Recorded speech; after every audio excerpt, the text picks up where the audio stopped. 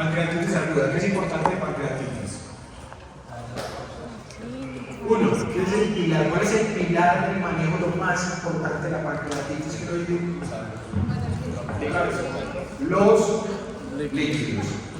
¿Por qué? La pancreatitis es un SIRS, síndrome de respuesta inflamatoria sistémica.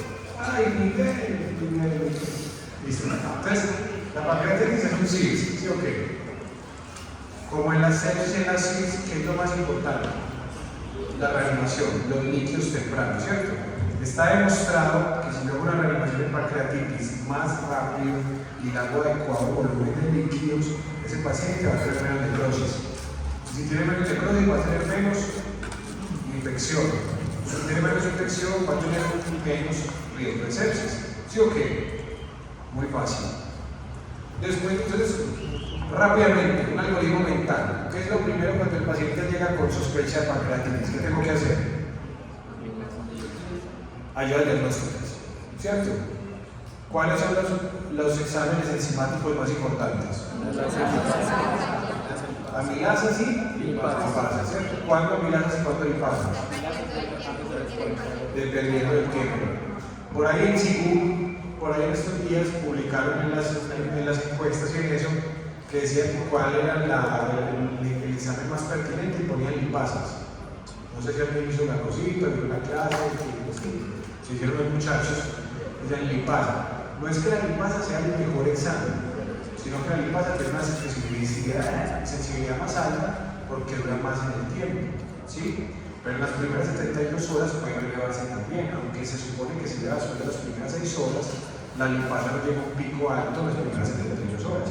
Por eso en las primeras 72 horas el examen ideal es amilasa. ¿Todos tienen claro?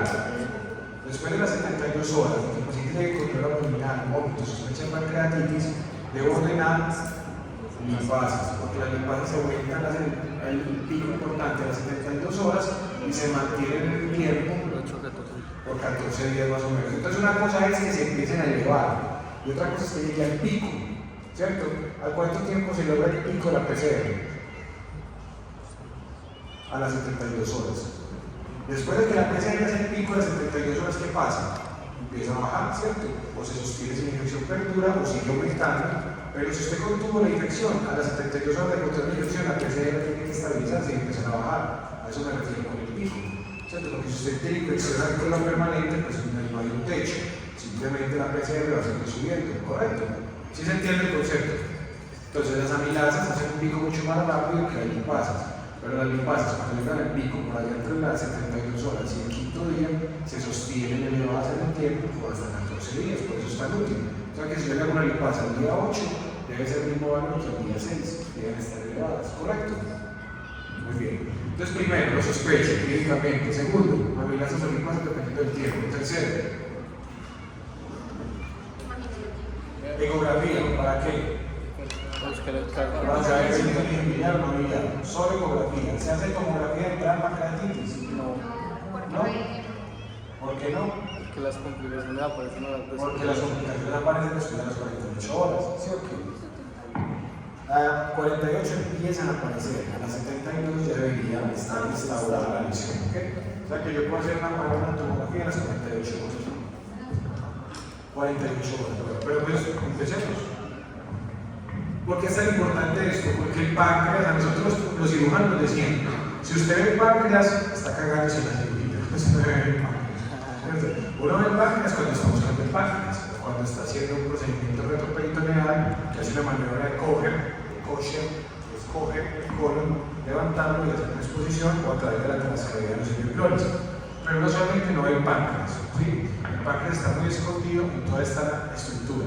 Uno lo ve así muy bonito, pero encima por allá está el estómago, que aquí no está, ya quitamos el estómago para que vean el páncreas y quitamos el aumento, el mayor aumento menor, los ligamentos esplénicos, los ligamentos hepáticos, miren que está muy fácil, ¿cierto? Entonces, el páncreas está muy escondido, eso es bueno, ¿sí o qué? Bueno para que uno no necesite bolas con el páncreas, pero malo, porque como está tan escondido y tiene una abordaje tan difícil, por eso las neoplasias pancreáticas cuando aparecen son ya terminales. Cuando uno le diagnostica una lesión de páncreas, solamente ya está muy avanzado. Es raro encontrar una lesión pancreática tempranamente. Muy bien.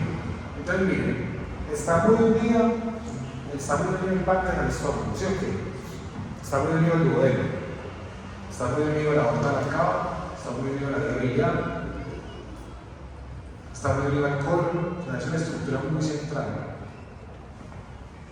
Por eso la inflamación causa un dolor tan severo como el que causa la pancreatitis. Usualmente se vaya en el cinturón izquierdo, ¿por qué? Porque usualmente va de la cabeza a la cola, porque causa inflamación en ese sentido. Y también hay una complicación severa muy importante que se llama la pancreatitis hemorrágica. ¿Quién le da la irrigación al páncreas? Y ahí está, aorta, tronco celíaco. ¿Sí ven el tronco celíaco? ¿Se ve la aorta? Señor. ¿Cuáles son las tres ramas del tronco celíaco? Venénica, hepática, pulmonar, Número uno. esplénica. Arterias esplénicas, ¿todos de acuerdo? Segundo. Gástrica izquierda. ¿La qué? Gástrica izquierda. Gástrica izquierda, ¿todos de acuerdo? Y Hepática común. hepática común, ¿cierto? Muy bien. Eso es lo normal, la mayoría de los seres humanos. Ahí está el tronco celíaco. Entonces miren que esa arteria esplénica, que es la mayor de la aorta, imagínense que eso se lo coma el páncreas, la arteria esplénica y empieza a sangrar, o sea, hasta sangrar la aorta. Eso es casi igual que si usted le diera un tiro en la aorta o le diera una puñalada en la aorta. O sea, una pancreatitis hemorrágica es muy severa, es una complicación muy temida. Y es una emergencia quirúrgica de la pancreatitis. Es tal vez una de las dos únicas emergencias quirúrgicas de la pancreatitis, ¿cierto? Muy bien. Entonces miren que esa irrigación del cuello, el cuerpo y la cola está dado por la esplénica y la cabeza por Gastroduodenales. ¿qué es rama de? Hepática común. ¿Qué es rama de? Del tronco celíaco. Muy bien. De la aorta. Usted me lo va a echar. Qué lindo. Los otros no están contestando. Ah, estoy súper orgulloso. El viernes la clase va a ser martes. Muy bien, listo. Entonces, además, tenemos que ver que el páncreas tiene una escotadura pancreática, un conducto pancreático principal y un accesorio que se llama Santorini, ¿sí o no? Como esa famosa isla que hoy dice. Entonces, tengo los dos conductos, Santorini y el Wilson. O sea que, si se ocluye, por ejemplo, el Wilson y yo tengo Santorini activo, pues el paciente puede que no cruce con una pancreatitis aguda, pero sí puede cruzar con una pancreatitis crónica. ¿Sí o no? Muy bien. Un conducto, dos conductos. Listo. Y miren la unión con el conducto cístico, con el conducto pancreático, con el colero, con el hepático, como se me, qué pena con ustedes. Entonces, con el colero, como se une acá, ya recuerden ese mecanismo de defensa, recuerden ese mecanismo de defensa que se llama el esfínter de odio, ¿cierto? Entonces, miren lo que preguntaban ahorita, lo que ahorita decía, es que canalizar el pancreático, entonces miren, es muy fácil que eso pase. Yo para canalizar la vía biliar con el dedo, para sacar un cálculo, le puedo meter un pancreático por error, ¿cierto?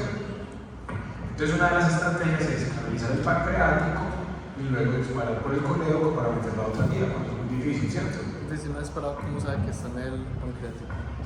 ¿Por qué sabe? Porque cuando dispara se pinta el páncreas. Por eso, si no dispara, tiene que disparar para saber si está. Claro, es muy difícil saberlo, pero es que uno usualmente ahí adelante, uno desde abajo hace el disparo para que se pinte el algo. Sí, sí. Cuando el algo se pinta, uno se inclina y gira, uno hace una rotación de la guía para meterse a un lado más que al otro. ¿Listo? Eso es pues ya como más de la técnica.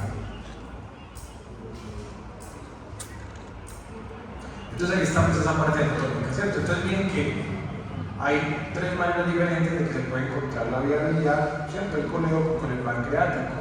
Y eso dependerá que sea más fácil o más difícil que parezca. Miren que por ejemplo estas guías, este dibujo está en el libro de Escandalakis. Ustedes estudian en el libro de Escandalakis, está el dibujo y está una explicación de lo que yo les estoy diciendo. Entonces ahí está, la papila duodenal menor, ¿cierto? Los pliegues circulares, la papila duodenal mayor. Aquí está, cuando ya lo hice, empiezo a cortar por las fibras y ya está como desemboca. Pueden desembocar juntos o pueden desembocar separados, ¿cierto? ¿Cómo desemboca consecuentemente? Muy bien. Entonces lo mismo. Arteria esplénica, arteria gastroduodenal, esa arteria esplénica que va a ir hasta el vaso, esta gastroduodenal que va a ir toda esta parte de acá en cierta zona del estómago, y aquí están las venas, ¿cierto? También cómo drena pues hacia el nervio de la vena acá. El nervio vago, ¿cierto? Los ganglios ilíacos, y el ángulo mesentérico superior. Esto porque es importante, porque hay pacientes con cáncer del músculo del páncreas que el dolor es tan impresionante, tan intratable, porque ya no se les puede hacer nada, que paliativamente lo que hacemos es fenolizar, ponerle alcohol a una concentración muy alta, ya por tomografía, fenolizar el ganglio celíaco para que no haya sensibilidad y el paciente no sienta dolor. Entonces miren que hay una lista del CARS, del MARS, del SARS, del PARS, del CRA, todas esas cosas, todos los siglas que nos enseñan a irse para hablar de que hay inflamación asociada a respuesta no sé qué, neurológica, no sé qué por el tipo. ¿Qué es importante acá? Importante varias cosas. Uno, que la activación intrapancreática del tripsinógeno es lo que primero genera el daño. Entonces, el páncreas produce una sustancia que es muy agresiva, ¿cierto? Que usualmente está preparado su tejido para soportar esa concentración, esas sustancias que produce, que el intestino también, ¿sí o no? Pero entonces que a través del conducto que está, tiene un criterio especial para que salgan esas enzimas, si se ocluye y eso se empieza a guardar en el páncreas, el mismo páncreas empieza a autodigerir por sus enzimas, ¿ok? Entonces si yo entiendo eso, entiendo que cuál es el manejo más adecuado del paciente, mantener permeable siempre la vía biliar. Y si está obstruida, pues en este caso tendré que desobstruirla tempranamente. Entre más tiempo pase obstruida, más riesgo de que se complique, ¿cierto? Y pasan otras complicaciones asociadas. Entonces recuerden que la pancreatitis cursa con pancreatitis intersticial, ¿se acuerdan? Que son la hematosa, la que llamamos edema, ¿cierto? La pancreatitis aguda, que es hace el 80 al 85%, por suerte. Mientras que el 15 al 20% es la pancreatitis necrotizada. ¿De qué depende? Hay cosas intrínsecas del paciente, pero también de la reanimación y el manejo inicial que yo le dije a mi paciente. Entonces, la fisiopatología es muy fácil. Daños por las enzimas, el endotelio, intersticio y los ácidos pancreáticos. Lesión de la microcirculación, pues porque las enzimas no solamente dañan el páncreas, dañan también las estructuras vasculares. Atracción de leucocitos por inflamación, citoquinas proinflamatorias, estrés oxidativo y se genera un CIRS, ¿cierto? Y empieza en el tercer espacio, estamos ante el choque distributivo, ¿correcto? Entonces la pancreatitis se cursa con choque distributivo igual al que cursa la sepsis, ¿sí o qué? Edema fungal líquido y translocación bacteriana. Entonces fiebre, SLA, shock circulatorio, derrame pleural, complicaciones metabólicas, insuficiencia renal, infusión pancreática y depresión miocárdica. ¿Por qué es importante esto? Porque hay unos scores para pancreatitis, ¿cierto? De severidad. Entonces, después de que yo pedí las amilasas, las limpasas, puse líquidos, hice la eco, para mirar si era una pancreatitis biliar, ¿qué sigue? Clasificación con los scores. ¿Qué score recuerdan en este momento? Ransom, que se hace allá y se repite a las. ¿Cuál otro score? Que tiene eso que es importante, que habla de la neural, ¿cierto? Profe, ¿puedo hacer CIRS? Puede ser Apache-2, el SOFA, ¿qué más? El índice tomográfico de severidad, ¿cuál? ¿El Marshall? El Baltasar. El Baltasar es una vieja de clasificación tomográfica, que ahora se llama el índice de clasificación tomográfica, ¿cierto? La clasificación de Atlanta, el Marshall, todos esos se pueden utilizar. Yo que les voy a mostrar, les voy a mostrar algunos y les voy a decir cuáles son los que considero son los mejores y los mejores para ustedes. ¿Listo? Es una recomendación. Cuando hay tantas vías, usted puede hacer la guía que le dé la gana. Pero si tiene un profesor que lleva más años haciendo esto, que tiene experiencia, escuchen la planificación que ya se utiliza, ¿cierto? Muy bien. Entonces, tipos de pancreatitis. Edematosa intersticial, 80-90%, pancreatitis necrosada, 5-10%. ¿Listo?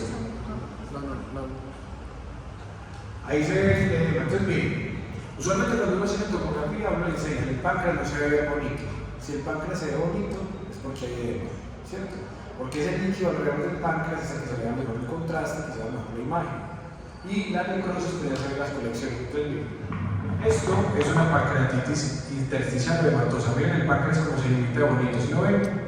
Pero porque ustedes ven por acá que se ve como una sombra, como si tuviera un oscurecimiento ahí, ¿cierto? Una sombrita por fuera, eso es el líquido.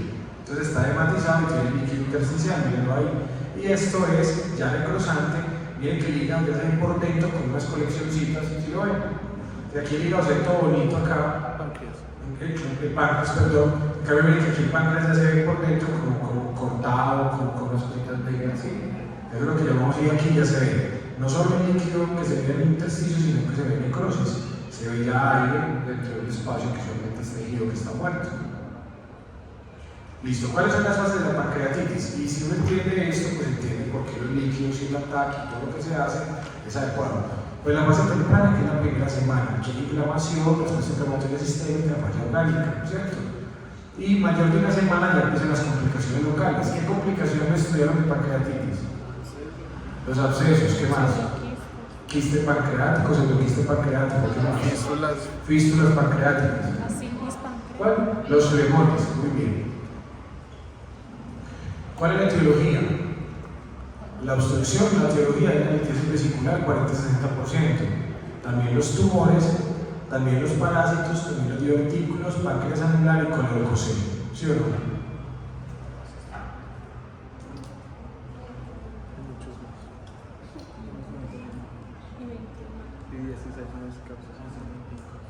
Fácil, ¿sí o no?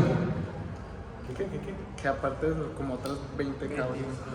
No, son muchas, pero lo más importante, pues pero del origen obstructivo, porque las otras son obstructivas, pues por ejemplo la trigliceriemia y esas otras cosas, el calcio, que son tan de obstrucción, son más de inflamación y otras cosas. Tóxicas, el etanol, el metanol, el veneno de escorpión, porque si les da por inyectarse veneno de escorpión, así como hacen ahora esos hippies que se cortan y se echan veneno de la rana, que para tener alucinaciones. Puede pasar que alguien se quiera poner veneno de escorpión y pueda dar pancreatitis y los organofosfolados. Farmacológicos. Hay por ahí 70 medicamentos que pueden dar pancreatitis asociados pues, al uso del medicamento. Por suerte, no es tan frecuente que se presente 1 o 4% de los casos. Anomalías metabólicas, hipertrigliceriemia, diabetes, hipercalcemia, trastornos vasculares, vasculitis, trombos o émbolos, hipotensión isquémica. Otros, trauma, estado posoperatorio, por ejemplo, paciente que se operó una gastrectomía total y haciendo la resección del estómago se tocó el páncreas y hizo la pancreatitis por haberlo tocado. ¿Cómo? El páncreas es muy sensible. La páncreas, ¿qué comentario tan feo? No, era un comentario de otro profe. No, horrible, pues. Además que no, profe, pero yo yo estoy diciendo porque es la glándula. Tranquilo. La glándula, profe. Y la culpa no era mía,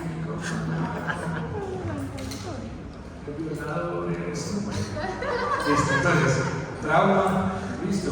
Estado posoperatorio cuando toca el páncreas, porque el páncreas es muy sensible, La sepre, pancreatitis por sepre, hereditarias o genéticas en pacientes que tienen pancreatitis crónicas y litiasis pancreáticas genéticas, páncreas diviso, disfunción del esfínter de Oddi, infecciones autoinmunes e idiopáticas, ¿cierto? Recuerden que todo lo que todavía no sabemos en medicina termina en idiopático, ¿cierto? Ahora es así, esperamos que con los años termine desapareciendo. O idiopático criptogénico, ¿sí?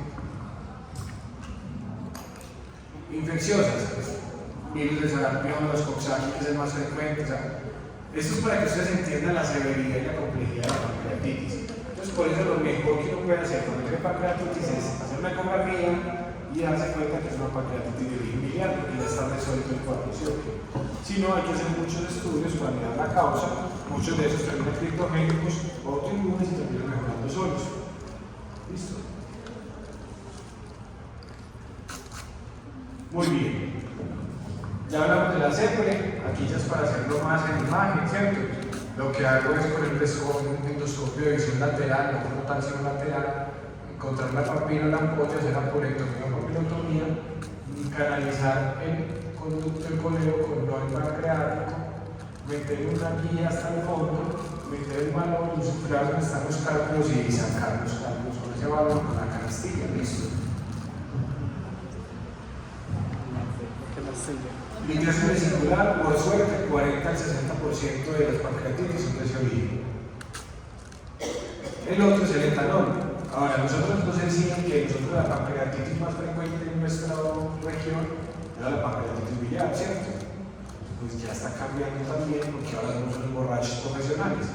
Entonces ya también aparece la pancreatitis tóxica. O sea, primero a la migración que tenemos, ¿cierto? La cantidad de extranjeros que llegan. Créanme que aquí comparado con Alemania, con algunas ciudades de Estados Unidos, con algunos países de Europa, por ejemplo, con Rusia, Alemania e Inglaterra, nosotros no somos ni 5 borrachos. O sea, nosotros aquí somos unas madres de convento comparado con la cantidad de alcohol que se consume al día en esos países, ¿cierto?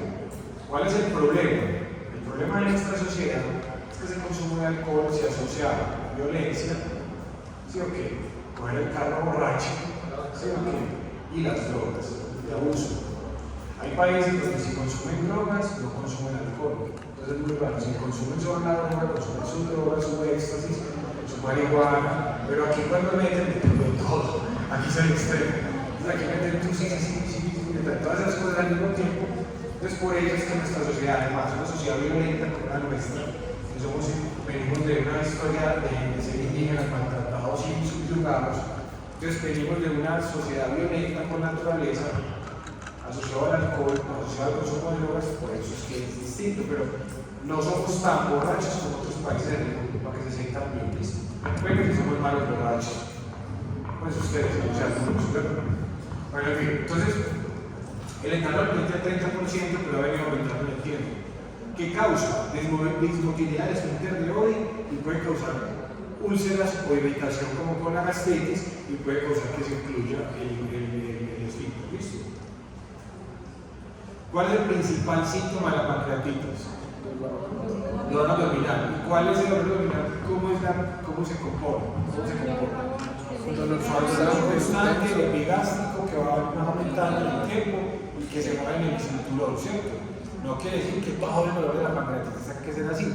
Pero si la descripción semiológica que le hicieron es así, es porque hay demasiados pacientes que se les presenta la pancreatitis. Y créanme que cuando uno ve la pancreatitis en los hospitales, en los servicios de urgencias como cirujano, se da cuenta que sí se presenta así en la mayoría de las ocasiones. Y el segundo es el vómito, ¿cierto? ¿Qué pasa con el vómito? Que ese vómito asociado a la pancreatitis usualmente es profuso. ¿Qué quiere decir profuso? Que es mucho, y segundo, que se repite en el tiempo. O sea, los pacientes que llegan con pancreatitis llegan vomitando todo el tiempo. No es como que vomité hace 3 horas y ya no llega vomitando. Tienen episodios de vómito de 5 a 10 minutos persistentes, ¿cierto? Entonces, eso habla de la severidad de la enfermedad. Examen físico: las fases de dolor, distensión abdominal, defensa muscular y irritación peritoneal. Cuidado con los signos de Gray Turner y Cohen que se pueden presentar cuando pancreatitis hemorrágica, porque a través del ligamento falciforme se mueve la sangre y aparece en el ombligo y hacia la zona posterior, por la zona retroperitoneal se va hacia las fosas lumbales, ¿listo? Las fosas renales, ¿correcto?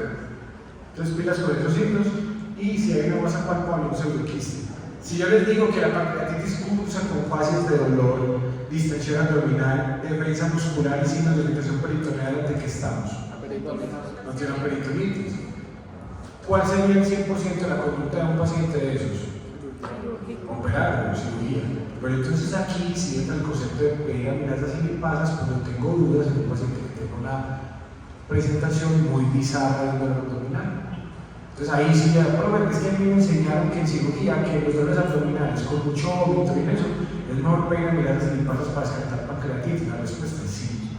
No quiere decir que todo dolor abdominal con signos de irritación le tenga que pedir amenazas o lipasas, ¿no? Es la anamnesis, la clínica del paciente lo que me dice que hacer. ¿Listo?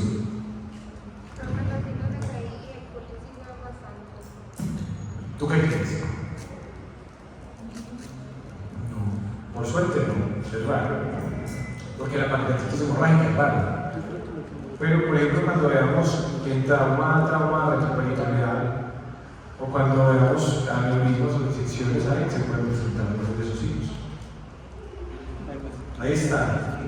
Para el que nunca lo ha visto, que es muy raro, ahí está el signo de Cullen y el signo de Gray Turner. El signo de Turner es el del ombligo, ¿cierto? El signo de Kohler es el de las fosas.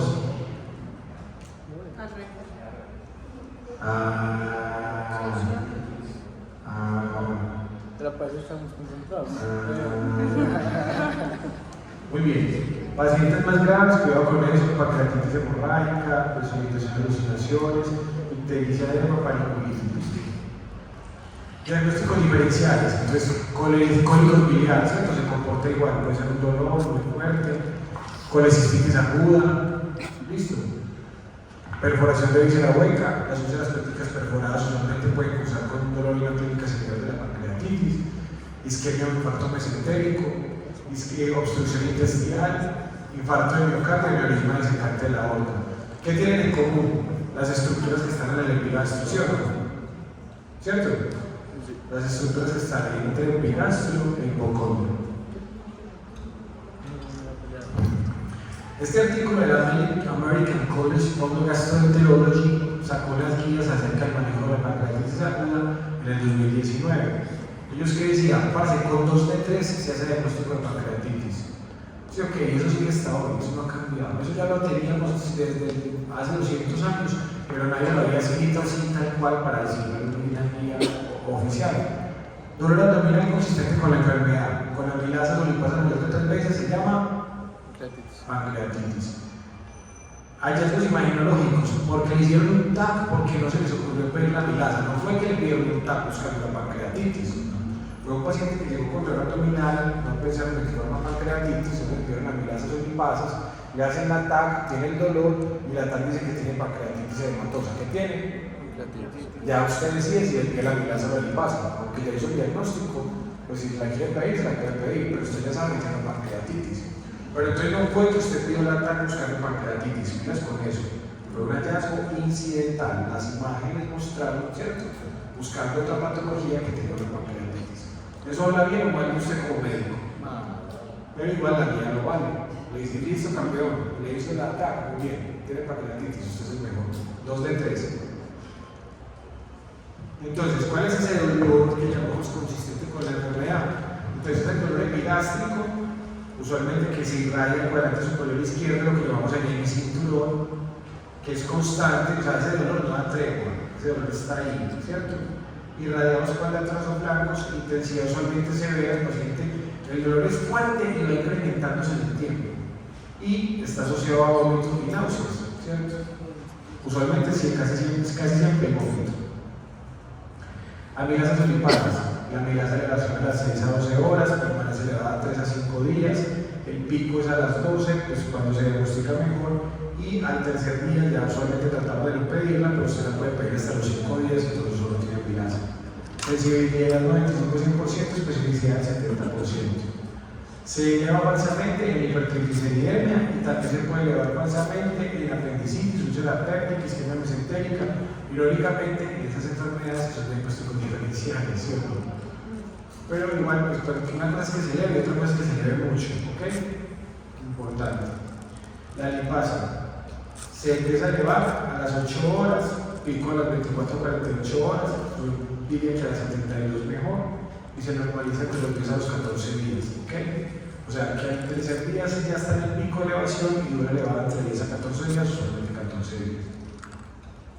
Falsamente elevada, cuidado con los pacientes renales, así como también la troponina puede estar falsamente elevada en un paciente con una lesión renal que tiene un síndrome cardiorrenal, una falla cardíaca, también en la falla renal se puede alterar falsamente la lipasa, ¿listo? Patología intestinal y diabetes mellitus.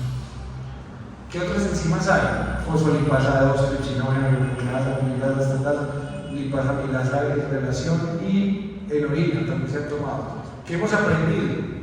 Que son costosas, que son difíciles de medir, que son difíciles de obtener, que no tienen tanta eficiencia. Entonces, ¿con qué nos quedamos en el tiempo? Lipasa y amilasa. ¿Qué se tienen que llevar ustedes para la vida? Lipasa y amilasa. No, que es que el profesor de medicina interna en la serie no sé qué, que el tripsinógeno era una maravilla. Pues pídalo, esto va a llegar. Bueno, si me va bien con la lipasa y la amilasa, ¿por qué se me enreda? ¿Sí o qué? Hallazgos imaginológicos, entonces, ¿cuándo hacer imágenes diagnósticas? Entonces, primero, el paciente llegó al servicio de urgencias. tengo dudas de que sea una pancreatitis, la amilasa y la lipasa están como elevada, pero no es tan marcado, o sea, está como en el rango superior, que puede ser por cualquier otra infección. ¿Listo? Entonces, ¿qué hago? Le pido un ataque, pero no le estoy pidiendo un ataque para diagnosticar pancreatitis, estoy pidiendo un ataque para buscar otro diagnóstico, ¿cierto? Evaluar complicaciones, por eso es que se prefiere pedir un ataque en el paciente que no tiene diagnóstico incierto, que sabe que es una pancreatitis, esperar 48 o 72 horas para realizar el ataque. O, si el paciente llegó, lleva 3 días con dolor, yo le empiezo todo el manejo y en la noche se choca, se pone séptico, se pone peor, el paciente empeora brutalmente, le tengo que hacer una tomografía para ver si es otra causa lo que le está empeorando, o si sangró, o si tiene una necrosis que yo no vi inicialmente. ¿Listo? Muy bien. Fácil hasta ahí. Una pregunta. Si yo tengo una amilasa de 600 o tengo una amilasa de 6000, ¿eso habla de severidad?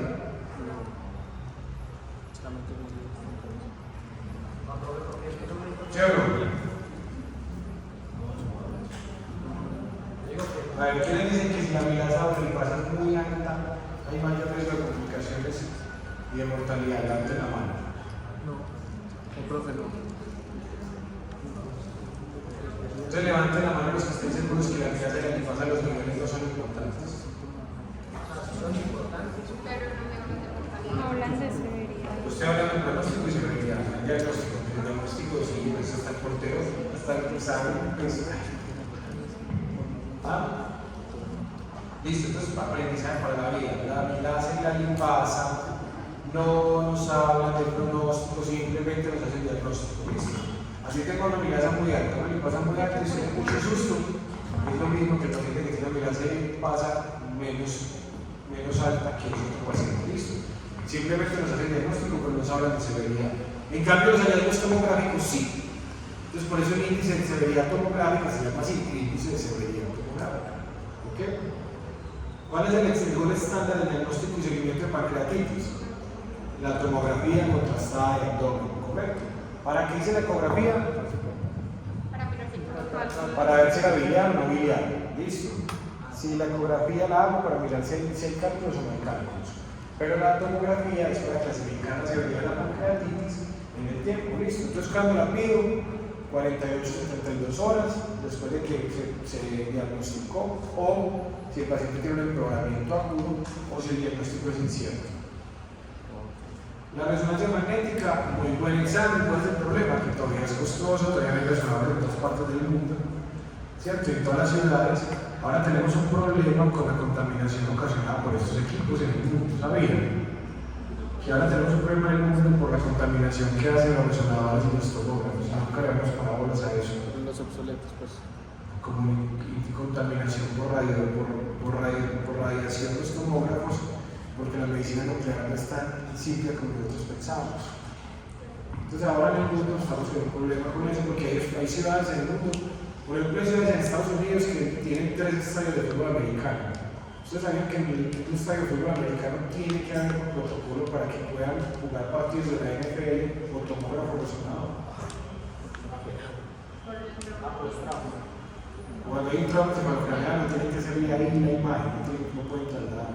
Y si no, la NFL no da autorización. Hay estadios en los que usted entra y usted entra al tomógrafo y entra al servicio de emergencias.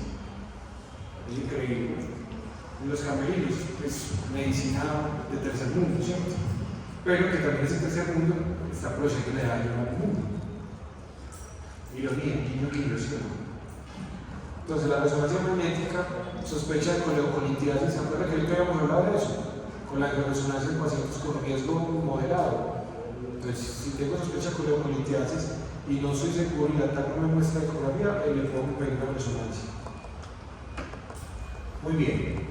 Hallazgos imaginológicos. Radiografía de abdomen, hace centinela, colon amputado, hilo generalizado, dilatación del transverso, muy raro. Ya no pedimos la radiografía. ¿Por qué no la pedimos?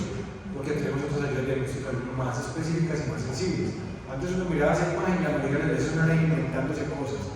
No, que pilas de moneda, no, que haces en no sé qué. Sigue siendo útil, pero para desaparecer en el tiempo porque tenemos mejores ayudas diagnósticas.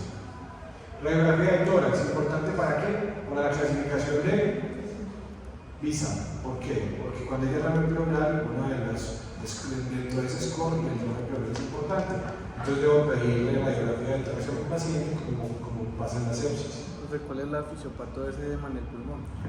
Lo mismo que en la sepsis, tercer espacio, como hay inflamación, el líquido empieza a escapar, como pasa en el cerebro, en el pulmón, en el intestino y en otros tejidos. Pero ¿quién es más afectado? El pulmón. Profe, ¿cuándo yo puedo sospechar de que no es esa, sino como una fisura? En el tiempo, las fístulas pancreáticas aparecen después del día 10-14. En la fase aguda es muy raro tener una fístula pancreática. Pero sí, esto sí. Ecografía de abdomen, búsqueda de litiasis, no determina gravedad. Entonces, miras que ni la litiasis ni las enzimas hablan de severidad o gravedad. ¿Cuál es el mejor tratamiento? Lo mismo que sepsis, evitar el enemigo y la disfunción orgánica y las complicaciones. ¿Cómo lo clasifico? Entonces vamos a hablar de la que yo considero que es la mejor escala o el mejor score para pancreatitis diseñado hasta hoy, ¿cierto? Se llama el Ransom. El Ransom se hace una medida inmediata y se hace una posterior, ¿cierto? ¿Por qué es tan bueno? Porque es rápida de hacer, es fácil. Miren que las primeras 24 horas, pues cuando el paciente llega, usted coge y mira la edad, leucocitosis, ¿cierto? O sea, hace exámenes básicos. ACT, LDH y glucosa. Con eso usted define el riesgo de mortalidad que está ahí, ¿cierto? 1 a 2, 1%, 3, 10%, 4, 15%. Y a las 48 horas, pues ya le hace otros exámenes, ¿cierto? ¿Cuánto le ha puesto de líquidos, el calcio, gases anteriores con pH2? Y sumado, pues le da otro riesgo de mortalidad. Entonces, al score inicial y al score a las 48 horas se les aplica la misma porcentaje, ¿ok? Y eso habla de mortalidad y severidad. Eso es muy fácil para que, si ese paciente llega con esa pancreatitis, yo puedo salir y decirle a la familia, vea, su paciente tiene un riesgo de mortalidad del 50%. O sea, de 10 pacientes que entran aquí a la unidad de intensivo, con esta enfermedad y con este score, 5 se van a morir. No le estoy diciendo que él se va a morir, estoy diciendo que hay un riesgo muy alto de morir, ¿cierto? Y que aquí vamos a hacer todo, bla, bla, bla, vamos a sacarlo adelante, vamos a lograr eso, todo lo que uno tiene que explicarle al paciente, pero entendiendo que ese score nos está dando unos riesgos. Entonces, para eso son esos scores, para poder saber si continúo con el tratamiento o no, que no le ocurra con un paciente. Otra clasificación, la de Glasgow modificada, ¿cierto? O la de Murphy, ¿sí? No está buena, además es muy confusa porque hay gente que ni sabe que la escala de Glasgow existe, que la otra le dice escala de Glasgow para pancreatitis y hace la de Glasgow, ¿cierto? Entonces, puede llegar a pasar, ¿ok? Entonces, pero es bueno saber que existe, pero no está importante. El VISA, que también me gusta mucho porque es muy rápido. Criterios, urea o GU, edad. Tienen 2 criterios o más de SIDS, estado mental alterado, derrame pleural, deseo leve, de 3 a 5 graves. Si es grave, ¿qué tengo que hacer? Mandarlo para UCI. Si es leve, ¿qué hago? Lo puedo manejar en sala general, listo. Para eso es la clasificación. Y la clasificación de Apache-2, que es una escala de severidad para mortalidad que se utiliza en paciente crítico, se diseñó para paciente crítico, listo. Pero se aplica para muchas cosas como el Apache, como la pancreatitis, por la severidad y por lo importante que es para pronóstico de mortalidad. Listo, entonces por allá el consenso de Atlanta, que por allá dijeron, en el 2012, habló de hemorragia severa. ¿Por qué seguimos hasta hoy hablando de eso? Qué fácil. Porque es fácil y porque no hay una escala mejor, una clasificación que no cambie, listo. Entonces leve, no complicaciones locales, simplemente el paciente tiene dolor, elevación enzimático, sí, pero la imagen no muestra nada extraño. Mortalidad del 1%, o sea, que se muera fue muy mal atendido. Moderadamente severa, mortalidad del 8%, daño al órgano transitorio, menos de 48 horas, complicaciones locales sin daño al órgano, condiciones sistémicas del paciente. Y severa, falla orgánica persistente por más de 48 horas, mortalidad del 50%. El Marshall modificado, ¿listo? También, criterios de Marshall, la PAFI, la creatinina, la presión arterial media, es muy específico, solo tiene 3 ítems, entonces se puede alterar muy fácil. Porque miren que si el paciente está deshidratado, tiene otro tipo de choque, también la presión arterial media le va a dar por sistólica, perdón, le va a dar por debajo de 90. Entonces muy inespecífico, ¿correcto? Entonces, ¿con cuál se queda? Ransom. Primero, cuando el paciente entra y las 48 ¿qué? No, está bien. ¿Qué? Profe, es que leí que Ransom es predictor de gravedad, ¿cierto? pero clasificación y que me determine el manejo es Atlanta. O sea, para clasificarlo sí o sí tengo que hacer... Pero para clasificación aquí en principio de severidad. Ah, sí. Que me diga, lee moderado, este man lo mando para UCI y lo dejo en sala general, ¿cierto? Le empiezo, le hago tomografía urgente, le hago tomografía eso, claro. Otros parámetros y otras clasificaciones. Listo. Y el índice tomográfico de severidad, que es el que me habla, de pancreatitis severa, pancreatitis normal, colección líquida, más de 2 colecciones. Eso según la imagen tiene un porcentaje, ¿cierto? Y ese porcentaje, con la clasificación de Baltasar, nos da un índice de clasificación severa para ver si el paciente tiene riesgo de morir o no. Pero recordemos que el ataque se hace a las 48 o 72 horas, pues después de las primeras 48 horas, o que el paciente vaya tan mal con su cuadro de sospecha de pancreatitis que sea mejor hacer un ataque, porque de pronto es otra patología y yo estoy cometiendo un error en el diagnóstico, ¿listo? ¿Cuál es el manejo entonces? Hidratación. ¿Por qué hay que hidratar al paciente? ¿Por qué hay que poner líquidos? Primero, porque usualmente tiene vómito, entonces tiene un choque hipovolémico, ¿cierto? Segundo, hay intolerancia a la vía oral, el paciente no se puede hidratar y nutrir. Tercero, hay hiporexia. Cuarto, hay un tercer espacio, entonces hay un choque distributivo, ¿sí o no? Hay diaforesis, hay taquipnea, entonces hay aumento de las pérdidas sensibles e insensibles, ¿sí o qué? Pero hay un aumento importante de las pérdidas insensibles. Además de eso, el paciente tiene un tercer espacio causado por amilasilis, que es un choque distributivo. Entonces, resucitación, ¿qué dice?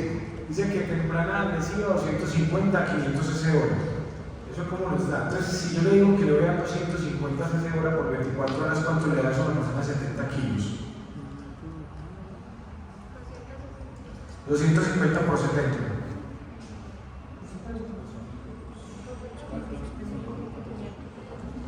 litros y medio. ¿Cuánto? 17 litros y medio. No, yo no estoy diciendo eso, diciéndole que si usted da 250 cc por hora en 24 horas, a una persona de 70 kilos le está dando 17 litros de líquido. Cuando dijimos que su volemia es del 5%, y que eso se traduce en que más o menos 4 litros que no tiene circulando en sangre. No suena lógico, ¿cierto? Poner 17 litros. Entonces, esa resucitación temprana se haga en las primeras 3 horas, parecido a lo que menciona el Survival Sepsis. Entonces, usted pone resucitación temprana, las primeras 3 horas, 250 cc, 200 o 250 cc. Le puso 600, listo, y ahí ya sigue el manejo de su paciente. Si está con una sepsis, hace lo mismo, 30 cc por kilo, le pone bolo de 1000, y si no hay mejoría, pues empieza un corte vasopresor normal, ¿sí o qué? Como manejo de la sepsis. Boom, creatina y hematocrito, y ahí nos falta una cosa que es el lactato, ¿cierto? Porque el lactato es marcador de depuración.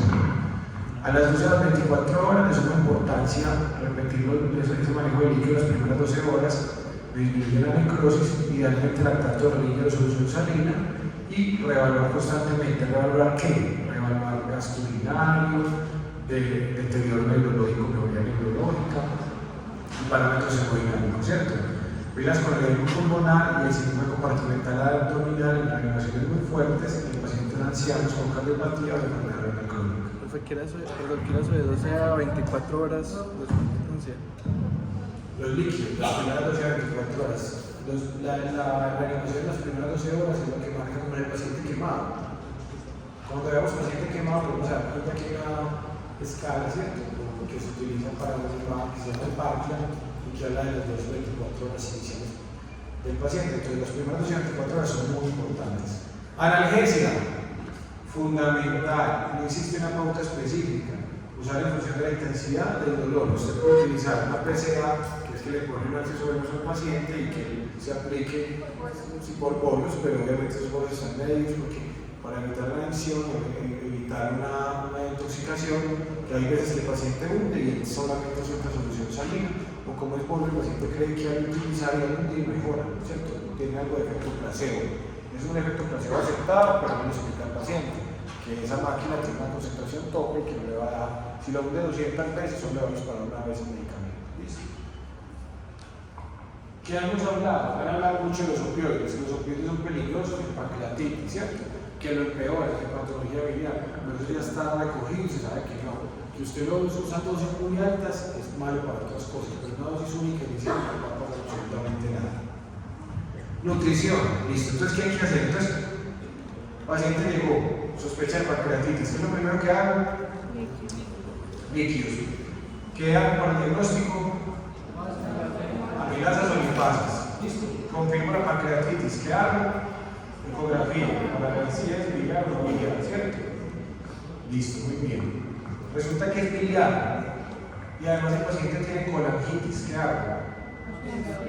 ¿Cuál? Sepre y antibiótico. Creo que es cirugía. No entiendo qué es cirugía. No, es que sepre y cirugía es cirugía. Listo. Entonces sepre y antibiótico. O sea que a todas las pancreatitis se les hace sepre. No. A la pancreatitis que cursa con colangitis. Muy bien. Listo. Entonces, ¿qué es lo primero que tengo que hacer? Líquidos, analgésicos o jarabe opioide fuerte para que el dolor usualmente es muy fuerte. Entonces, yo pongo el analgésico según la escala análoga del dolor, ¿cierto? Si el paciente tiene 10 sobre 10, entonces empiezo con un medicamento de acción fuerte y de acción larga para ir evaluando, ¿listo? ¿Qué hago con la vía oral? La suspendo. ¿Cuándo se reinicia la vía oral? Cuando el dolor desaparece. Siempre que haya dolor, hasta que no se quite el dolor, el día que se quitó el dolor, ese día ese paciente puede comer. Que está reanimado, que está muy bien, que le hicimos TAC, que no sé qué, pero el paciente tiene dolor, no le dé comida porque va a empeorar. Si el dolor desaparece, ese día, a la hora que se quitó el dolor, a esa hora le dan comida. ¿Listo?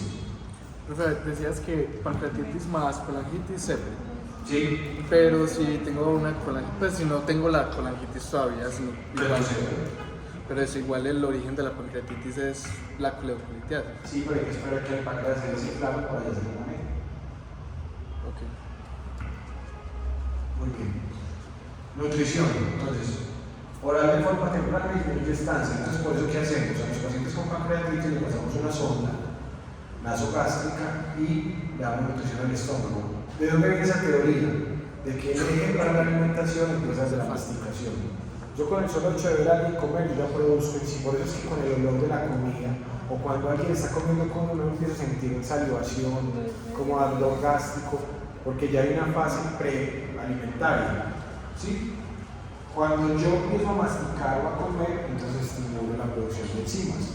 Entonces por eso tratamos de que no haga vía oral, tratamos de que la sonda llegue al estómago. Anteriormente se ponía sonda avanzada del duodeno o al yeyuno, que porque al llegar al estómago se estimulaba. También hay una estimulación en parte ahí, ¿cierto? Pero ya se sabe que no, que se puede poner en el estómago o en el duodeno y es mejor, pues no hay una superior a la otra. Pero todavía hay docentes o profesores de instituciones que dicen que el pancreatitis se tiene que poner avanzada, ¿cierto? Sonda avanzada del estómago o del duodeno. Como quieran, yo no tengo problema, no voy a pelear con eso, pero yo los pacientes como sonda gástrica, ¿listo? Muy bien. Leve, vía oral inmediata si no hay intolerancia y hay mejoría del dolor. Pero miren que el marcador para iniciar vía oral es el dolor, desaparecer el dolor. Severa, nutrición integral, como ya dijimos, igual el beneficio nasogástrica nasoyeyunal, NPT, solo si no puedo garantizar que pase la sonda, ¿cierto? Y fórmulas oligoméricas y poliméricas, ¿qué quiere decir? Bajas en grasa, ¿cierto? Y bajas en carbohidratos para que el paciente no tenga que producir tantas enzimas para su metabolismo y su absorción. Antibióticos se utilizan, pero nunca de entrada. Entonces, paciente que ingresó con pancreatitis, amilasa positiva, ecografía que mostró que es de origen biliar, no está obstruido, le suspendo la vía oral, líquidos, ¿le tengo que poner antibiótico? No. ¿Cuándo pongo antibiótico? Cuando el paciente va mal o cuando le hago una tomografía después de las 72 horas y se ve una necrosis con infección, o sea, funciones de sobreinfección y el paciente sigue con reactantes en alza. Buena pregunta, profe. Caso clínico. Si llega al servicio de urgencias un paciente con dolor abdominal y sus dos diagnósticos diferenciales por la semiología son una pancreatitis o una perforación de úlcera gástrica, ¿cierto? Y el paciente llega choqueado, o sea que igual cuadra la clínica con las dos.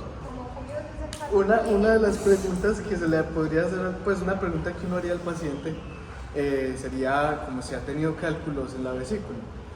Entonces mi pregunta es, de esa pregunta uno no podría determinar, por ejemplo, si sí, y le hago la ecografía y si sí los tiene, pienso en la pancreatitis y no le doy, o sea, y le hago la milasa y todo, y no le doy antibióticos, versus el otro que sería una sepsis por la perforación, pues a eso no le doy antibióticos. O sea, esa sería la conducta que derivaría de esa pregunta, porque Ninguno de los dos le da antibiótico. Primero, que si hay un paciente, La pregunta es que si hay un paciente que llega a urgencias con dos diagnósticos diferenciales: úlcera péptica perforada con sospecha de choque séptico de origen peritoneal, o un paciente que llega con una pancreatitis, ¿cierto? Con sospecha de SIRS, este no tiene choque séptico, el otro sí, el otro hay una infección, este solamente hay una inflamación, y que lo interesante es que la paciente me comentó que tenía cálculos en la vesícula. La pregunta es que si por tener cálculos en la vesícula a esa paciente no le doy antibióticos sospechando que es de origen pancreático el SIRS, la respuesta inflamatoria, o que si no tiene cálculos, si no tiene antecedentes, le empiezo antibiótico porque la sospecha es que tenga una perforación. ¿Sí? La respuesta es no, a ninguno de los dos le voy a dar antibiótico de entrada. Y es muy fácil, usualmente en la perforación por úlcera yo le puedo pegar diagnósticos como una radiografía de tórax de pie para ver si hay un peritoneo, y a los ojos, pues como el diagnóstico es incierto, le tengo que pedir un ataque. Entonces, básicamente, ese paciente que entró, yo no sé por qué pensar, no sé el caso clínico o estructurado como sea, pero pensar entre pancreatitis y úlcera péptica perforada no suena muy sensato, porque la úlcera péptica no vomita, porque no como vomitar, porque tiene un hueco en el estómago, mientras que la pancreatitis va a vomitar. Entonces los casos son completamente opuestos. Entonces no sería el ejemplo más adecuado, primero. Y segundo, el paciente con peritonitis de origen abdominal, pues ese va a tener más signos de irritación, va a estar más chocado, además el tiempo es más largo. O sea, no es como que si yo me performo una úlcera ya, me da peritonitis ya, hay que ir al con una peritonitis ya. La peritonitis tarda en instaurarse, la úlcera terapéutica se perfora, la peritonitis aparece 8, 12, 24 horas, dependiendo de la respuesta inflamatoria del paciente. La pancreatitis da y la inflamación es inmediata, ¿sí? Entonces no encaja mucho el cuadro, pero a lo que quiere decir que tiene sentido. Si yo tengo un paciente con antecedentes de colelitiasis que llega al servicio de urgencias con clínica de pancreatitis, no quiero decir, no, eso es una pancreatitis, no, puede ser una colecistitis. Hay que hacer estudios, entonces hemograma, todas las cosas para ver si le pide el antibiótico o no, dependiendo de la clínica y lo que el paciente le muestre. Correcto, sí queda mejor así. Sí queda resuelto. ¿Sí o no? Bien. Entonces, conclusión, no antibióticos. ¿Listo? Solamente antibióticos cuando ya hay inversión demostrada. Entonces llevo a drenaje por tomografía puedo usar esa colección para drenar y le empiezo el antibiótico empírico. ¿Listo? Cultivo guiado por tomografía me sirve mucho. Y si continúa, el paciente debe ser llevado a cirugía o una necrosectomía. ¿Listo? ¿Qué puede pasar también? Que el paciente con una SIRS, como con una sepsis de origen pancreático, pues un SIRS de origen pancreático muy similar a una sepsis, tengo que tener cuidado y empezar con asistencia respiratoria si la requiere, asistencia cardiovascular con vasopresores y asistencia metabólica con nutrición integral en el caso de que el paciente lo requiera. ¿Listo? Siempre con leucolitiasis, ya lo habíamos dicho. Colangitis, ¿listo? No necesaria el paciente sin evidencia de obstrucción biliar. Temprano las primeras 24 horas. Si se sospecha cuando hay diagnóstico ecográfico, hacer una resonancia. La cirugía cuando se hace, cuando hay necrosis infectada, cuando el paciente está inestable y hay sangrado, por ejemplo, a las 4 semanas de incoación hay que seguir drenando ese tejido y se prefieren los procedimientos menos invasivos. Entonces ahora, por ejemplo, que está muy de moda en pancreatitis, por el estómago, con el ecoendoscopio, chuzar ahí atrás del estómago, dejar un dreno a la cavidad, pues como hacer una fístula del estómago para que drene el líquido pancreático y eso disminuya la infección, ¿cierto? O por el mismo estómago, llegar al páncreas, drenar, y hacer aspiración y tomar muestras. También se puede hacer por tomografía, si no se puede, también lo hacemos con laparoscopio, ¿cierto? ¿Por qué? ¿Qué pasa cuando yo hago una laparotomía de una peritonitis? Empeora el cuadro del paciente. Porque además de que queda con fístula, el paciente se inflama muchísimo más y termina siendo un daño severo. Es lo que le decía, usted lo levantó una moto y parándose lo levantó un carro, ¿cierto? Una inflamación severa de la pancreatitis se va a una cirugía que es una laparotomía para tratar de corregir un foco de un daño. ¿Cuáles son esas complicaciones? Entonces las locales, la colección peripancreática aguda, que es la primera que aparece, Usualmente desaparecen solas en el tiempo. Si se sobreinfectan hay que drenarlas, usualmente drenadas llevas por tomografía. ¿Sí? No tienen una pared definida, por eso se llaman pseudoquistes o quistes. Son homogéneas, o sea, no tienen como aire adentro.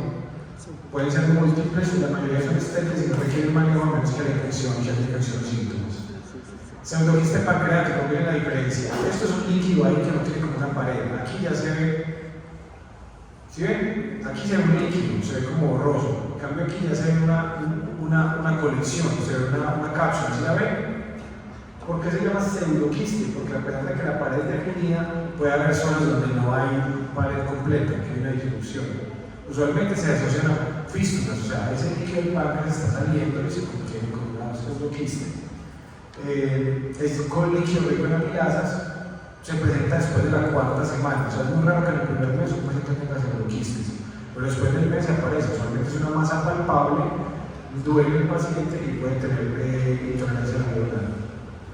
Colecciones necróticas agudas, o sea, esa colección se infectó, usualmente pasa las primeras 4 semanas, listo, y puede comprometer tejido peripancreático y usualmente requiere intervención, se drena primero. Si el drenaje por guía por tomografía o ecografía es no efectivo, se puede hacer laparoscópico o se puede llevar a cirugía. Las necrosis encapsuladas, que es así, son más de 4 semanas. La diferencia con el quiste es que se ve aire y líquido, en el pseudoquiste solo se veía líquido, y estas, lo ideal es tratar de drenarlas rápidamente y dejar un tren para que los síntomas se infecten. Y las complicaciones más miedosas, la más peligrosa, la hemorragia, el sangrado asociado. Una ruptura de un pseudoaneurisma, una ruptura de la vena esplénica, una ruptura de la porta, trombosis esplénica, sangrado posquirúrgico, que es una de las complicaciones más temidas de la necrosectomía. Yo entro y empiezo a arrancar páncreas, yo no sé qué páncreas es enfermo y qué páncreas es sano. Y yo no sé en uno de esos, en esas necrosectomías o en esos desviamientos, cuando yo mando la pinza y salgo, que me trae un pedazo de la arteria esplénica o de la vena, ¿cierto? Pues es muy complejo. Otras complicaciones, infartos esplénicos por trombosis de la vena, de la arteria esplénica, pero que se rompa. Ruptura del vaso, el vaso se puede infectar también adicionalmente y hacer una pseudoconexión que causa una ruptura, y todas las otras cosas asociadas a lo que sabemos de la sepsis. ¿Preguntas? ¿Preguntas?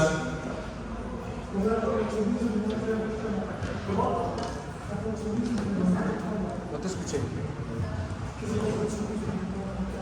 Bueno. Por acá hay una pregunta interesante. Riesgo de diabetes en pacientes post-pancreatitis aguda, ¿cierto? Entonces depende.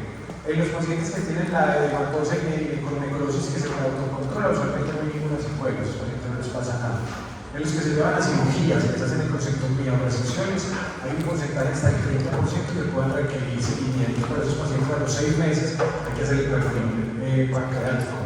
Hay que tomarle hemoglobina glicosilada, producción de amilasas, lipasas, hemoglobina basal, para ver qué está pasando ahí, glucemia basal y curva, para ver qué está